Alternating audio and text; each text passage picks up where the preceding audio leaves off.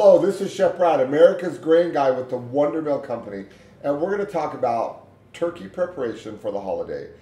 I love turkey, but I think I actually like cranberry sauce more than turkey, so I make a turkey so I can eat my cranberry sauce. And we have a great cranberry sauce recipe that's going to be on a link there for you too. But for the turkey, let's talk about turkey. I used to think I had to buy the most expensive turkey out there to make it turn out good, but it's all about brining. When you brine a turkey, you can buy that inexpensive turkey, brine it, and it tastes like you bought the most expensive turkey. So the first thing I do is when I thaw my turkey is I rip out that little thermometer thing. If you bake with this, your turkey is overdone. I don't know why they do that, but I take that out. And then I'm going to make the brine. So for the brine, it's about 2 cups of kosher salt, and you want to make sure it's kosher salt. The reason being, kosher salt is purer than other salt, and it's kosher. Couple cups of salt, and then we're going to put in a cup of sugar, and then I always put pickling spice in mine. And pickling spice is available in any grocery store. Just go to the spice section and look for a bottle of pickling spice. 2 cups of salt, 1 cup of sugar. The salts and the sugars actually work with the enzymes of the meat to make it more tender. And then here's our pickling spice. We're going to just dump that in there. We're going to take a whisk and kind of move it around to dissolve the salt and the sugar. And then we're going to take our turkey and submerge it into that. You want to make sure you have enough water. If not, add a little more, then you're going to place the lid on. Place it in the refrigerator or in a cooler. Or if you're in a really cold climate where it gets below 40 degrees at night, just set it outside on the back porch. Next morning, we're going to pull it out, rinse it, and prepare our turkey to bake. The advantage of brining is you have a more tender turkey, and your turkey will absorb 3 to 6 pounds of extra moisture. That equals a more moist, tender turkey for the end result. You can have popcorn or turkey. Popcorn or turkey? What if I want both? Both. Okay. Popcorn and turkey. You want to both like this much? Yes, that would be great. There you go. And we're just going to put it in the sink. I should have had it sprayed again. That's weird. So yesterday we put our turkey in a bucket and we brined it. Now today we're going to get it ready to go in the oven. So we've rinsed it off. You want to rinse it really good to get all the pickling spice off of it, and now we're going to prepare it to bake.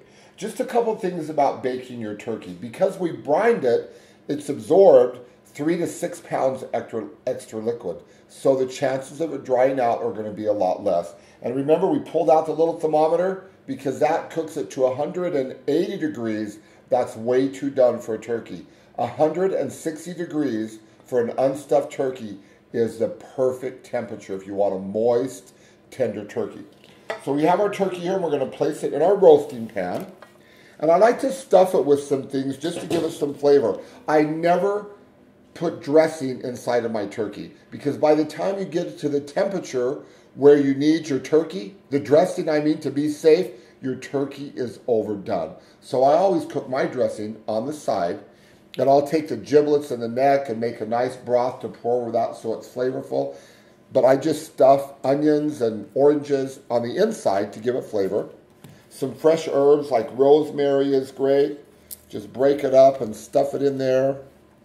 Oranges, a little bit of citrus gives it some flavor. And this goes all the way through the turkey, so it's going to taste great. And then I like to just go underneath the skin.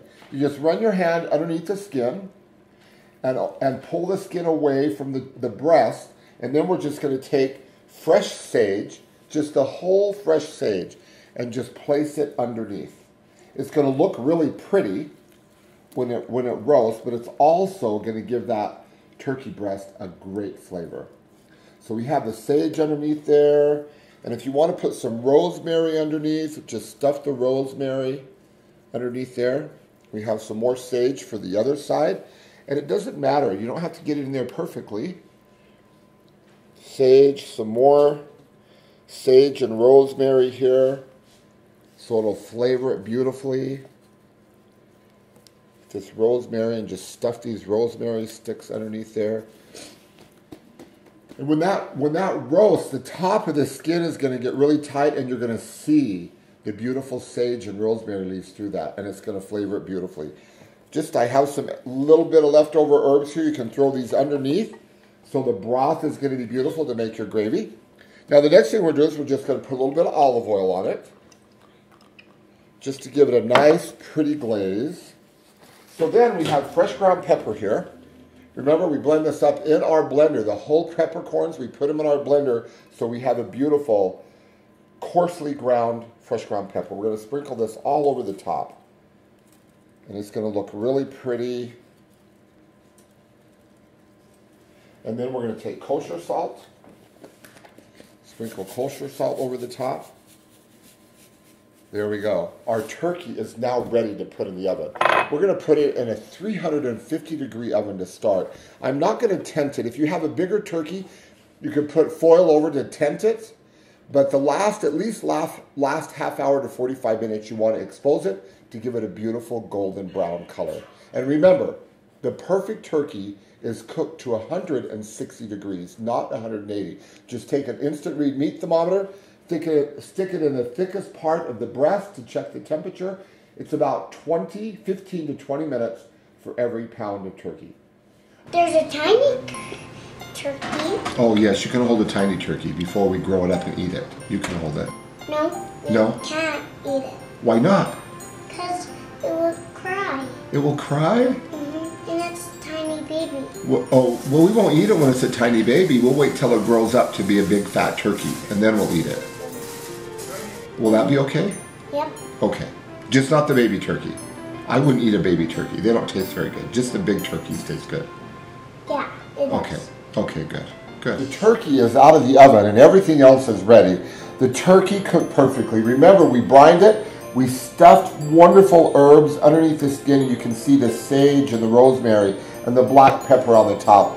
I can hardly wait to carve into this turkey with a little bit of our cranberry sauce, some of the grits, some of the potatoes, a nice roll. Oh my goodness, I can hardly wait to sit down and eat. Happy holidays from Chef Brad and the WonderMill family. And then you eat it. And then we eat it. And then you eat a big handful. A big handful, yep. With cranberry sauce, huh? Mm-hmm. Yes.